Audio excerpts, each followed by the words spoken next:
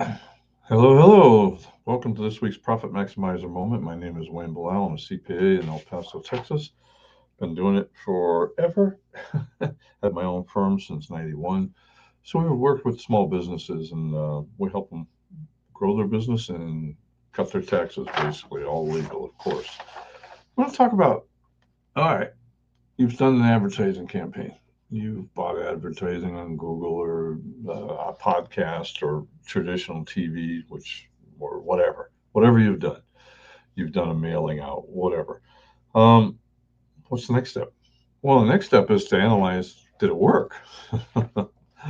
And I like an old quote. Most business owners are like P.T. Barnum, famous circus guy, who famously said, "I waste half my advertising dollars. The only problem is I don't know which half." Peter Drucker said, and he was management guru back in the 80s and 90s, but his books are still quite good.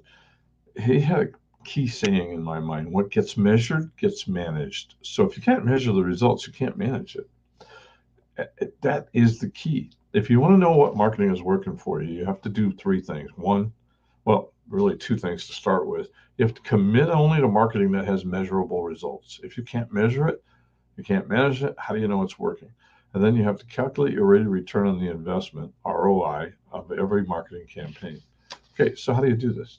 Well, first, add up the sales from the promotion. So how am I going to get that?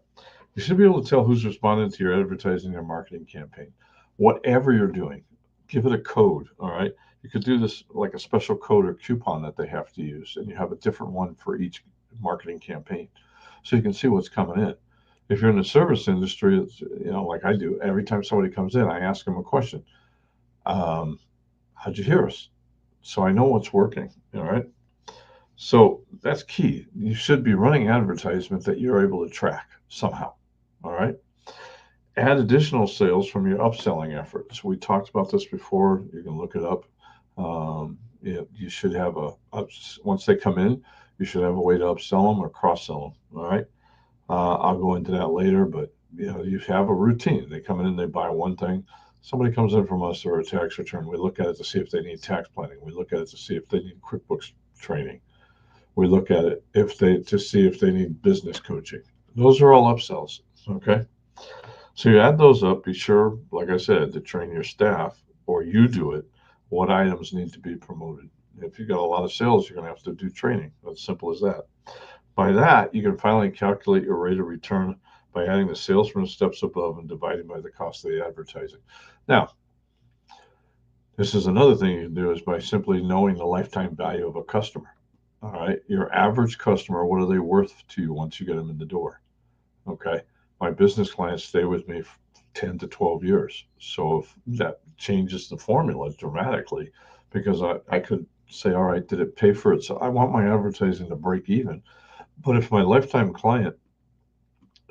customer is worth $10,000 and I'm spending $100 to get the person to buy the first time, and I have a system in place, then everything works out fine. Now, this is the basics, okay? You need to be able to measure is the main point I want you to get from that. You don't want to be like P.T. Barnum. You need to know which half of your advertising and marketing is working. From there, it's easy. Eliminate what's not working and move on. Now, I've had other people that stopped their newspaper ad and saw there was no effect. All right.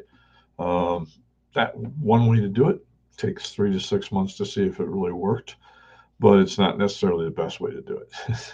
Okay. So, to me, there's a combination of a bunch of things. This is just part of it. You need to analyze your results, and that means being able to measure what it brought in and seeing what your return on investment is. And then look up, I've done it on YouTube video and I've done it before, the lifetime value of a customer, something we teach when we're coaching, because it makes a big difference. If I have somebody that comes in there a $500 tax return, how much effort am I going to spend on it? But if I know they're likely to come in 7 years, $3,500, and then send two or three referrals, now all of a sudden that $500 tax return is worth close to $10,000 with what they're going to spend on their lifetime and there are two referrals than what they would spend on average. Okay, so this gets tricky, But start with the basics. At a bare minimum, break even, and then have a system to upsell. All right, and cross sell, and then have a system to retain them and a system to get referrals.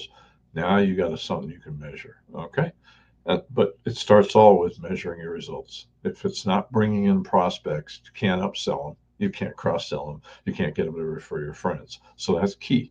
You got to get to where your prospects are and figure out what part of your advertising is working. And the key to that is having something, a code, a coupon, a specific coupon that you only offer for this advertising. A code, yeah, that's usually what works, a discount code of some sort. You see it every place you go, put in the discount code.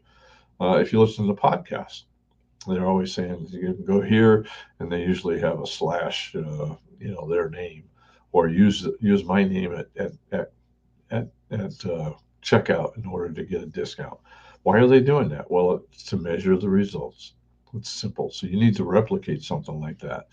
Hey, until next time, next week, this is Wayne Belisle saying, let's make this our most profitable year ever. Have a great weekend, and I'll see you at church. God bless. Thank you.